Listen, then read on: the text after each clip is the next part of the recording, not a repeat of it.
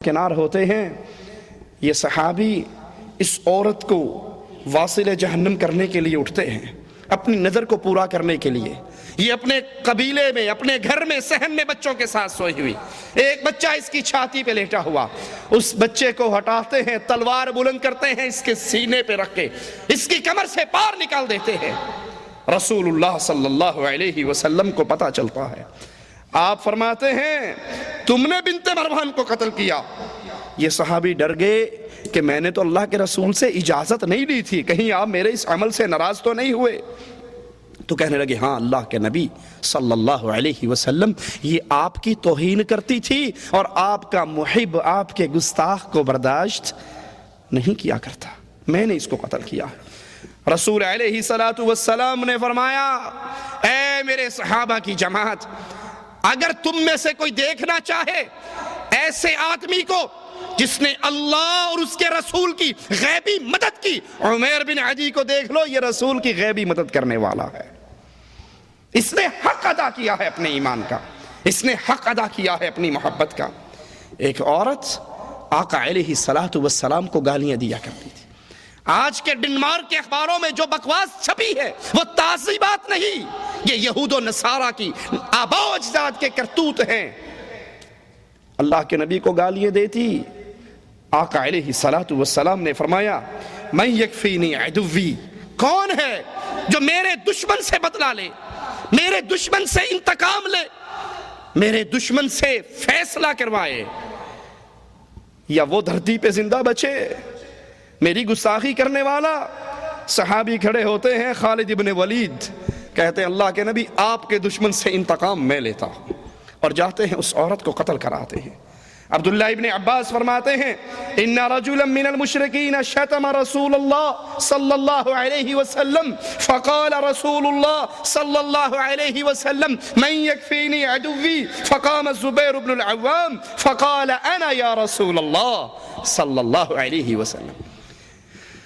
اس گالیاں دینے والے شخص کے بارے میں نبی کہتے ہیں کون ہے جو میرے دشمن سے انتقام لے؟ زبیر بن عوام کہتے ہیں یا رسول اللہ صلی اللہ علیہ وسلم یہ خدمت میرے ذمہ لگائیے۔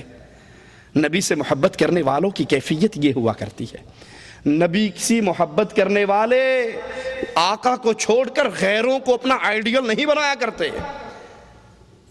نبی سے محبت کرنے والے اپنے چہروں کو، اپنے لباس کو، اپنی نمازوں کو، اپنے ڈھنگ کو، اپنی تہذیب و تمدن کو، اپنے معاملات کو، اپنے گھریلو حالات کو، ایک ایک عمل میں ان کے لیے امام صرف ایک ہی ہوا کرتا ہے اور اس کا نام محمد الرسول اللہ ہے۔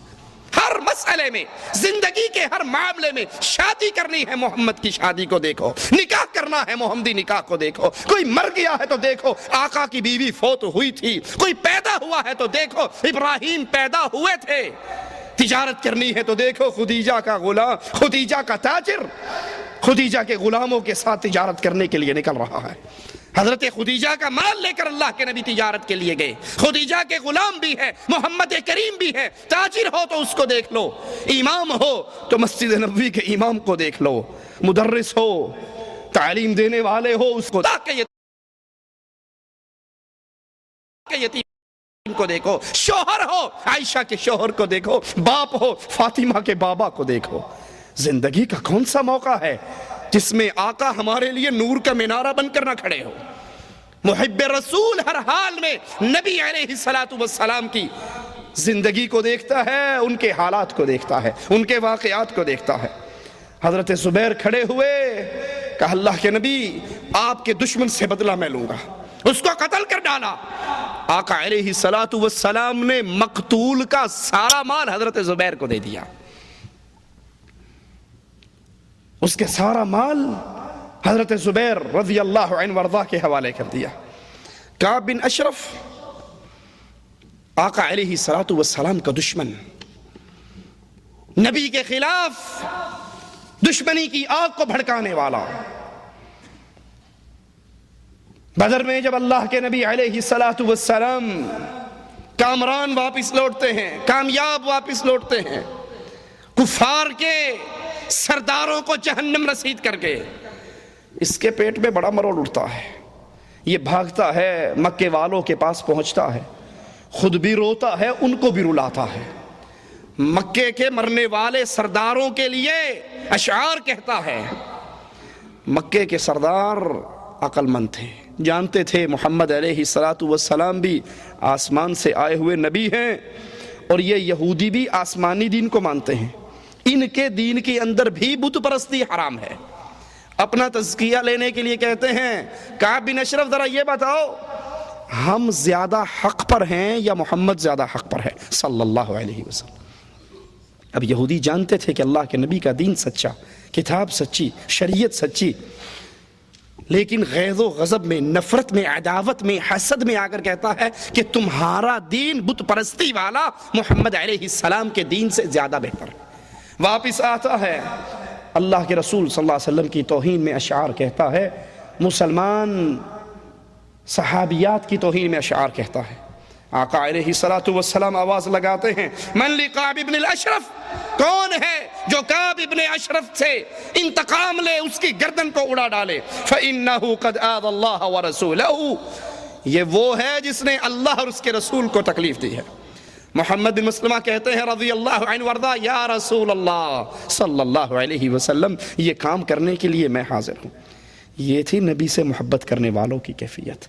رئیس المنافقین کے بیٹے نے آ کر کہا تھا، آقا اگر میرے بابا کو قتل کرنے کا فیصلہ کر چکے ہو، آقا یہ خدمت میرے علاوہ کسی اور کے ذمہ نہ لگانا، اپنے باپ کی گردن کو میں خود کاٹ کے آپ کے قدموں میں ڈال دوں گا، یہ خدمت مجھے دینا۔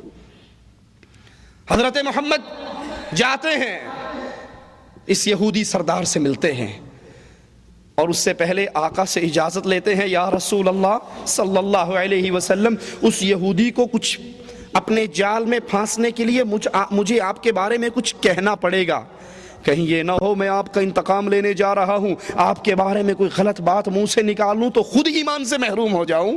اجازت ہے؟ آپ نے کہا اجازت ہے۔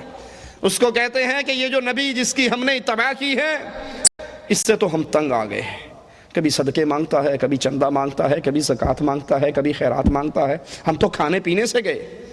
اس نے کہا ابھی کیا، ابھی تو ابتدائے عشق ہے، آگے آگے دیکھ ہوتا ہے کہ ابھی سے، میں تو تمہیں پہلے منع کرتا تھا۔ کہنے لگے اب چونکہ اس کا کلمہ پڑا ہے، اس کے پیچھے چلے ہیں، اس کو چھوڑ بھی نہیں سکتے، اس کا انجام دیکھنا چاہتے ہیں تو ہمیں کچھ غلہ دے دے، ہم بڑے غربت کے اندر دن گزار رہے ہیں۔ کہا اچھا اپنی عورتوں کو میرے پاس گروی رکھ جاؤ اور غلہ لے جاؤ۔ کہا تو عرب کا بڑا حسین ہے، نوجوان ہے، مالدار ہے، اپنی بیویوں کو تیرے پاس چھوڑیں گے تو فتنے میں مبتلا کریں گے، یہ نہیں ہو سکتا۔ کہا اپنی اولاد کو چھوڑ جاؤ۔ کہا ہم تو مر جائیں گے، اولاد بڑی ہوگی، لوگ ان کو تانے دیا کریں گے، تمہارے باپ نے تھوڑی سی غلے کے لیے تمہیں گروی رکھ دیا تھا۔ کہا پھر کیا چاہتے ہو؟ کہا اپنا اسلحہ تمہارے پاس ہم گروی رکھ دیتے۔ معاملہ طے ہو جاتا ہے، یہ اگلی ملاقات پہ پھر آتے ہیں۔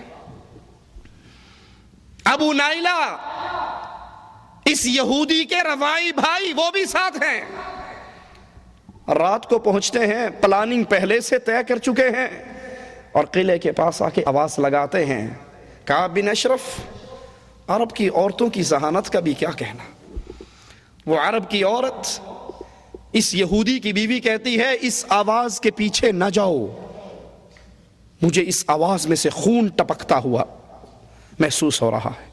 آواز سن کے کہتی ہے یہ خونی آواز ہے، اس کے پیچھے نہ جاؤ۔ کہا یہ تو میرا روائی بھائی ہے جو بلا رہا ہے، دوسرا محمد بن مسلمہ ہے جو مجھے بلا رہا ہے، اس پر میں ضرور جاؤں گا۔ باہر نکلتا ہے خوشبوؤں میں نہایا ہوا۔ حضرت محمد بن مسلمہ کہتے ہیں تیرے سر سے بڑی پیاری خوشبو آ رہی ہے۔ آج کل